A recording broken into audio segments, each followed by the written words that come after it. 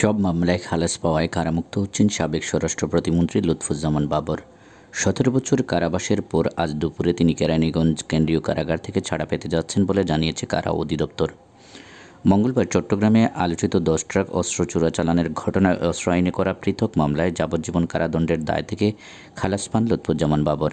বিচারপতি মোস্তফা জামান ইসলাম ও বিচারপতি নাসরিন আক্তারের সমন্বয়ে গঠিত হাইকোর্ট বেঞ্চ এ রায় ঘোষণা করে। এ রায়ের মাধ্যমে বাবর তার বিরুদ্ধে করা সব মামলা থেকে খালাস পান। ফলে বাবরের কারামুক্তিতে আর কোনো বাধা নেই। এদিকে বাবরের মুক্তির খবরে এলাকা থেকে দলে দলে লোকজন ঢাকায় এসেছেন। নেতার মুক্তির অপেক্ষায় কারাগারের সামনে অবস্থান করছেন স্বজন ও নেতাকর্মীরা। কারামুক্তির পর কারা ফটক থেকে তাকে বরণ করার প্রস্তুতি নিয়েছেন তারা, যে কারণে দেখা গেছে যে কারা ফটকের সামনে হাজার হাজার নেতাকর্মীরা অবস্থান করছেন ১৭ বছর পর মুক্তি পাওয়া বাবরকে তারা বরণ করে নেওয়ার জন্য।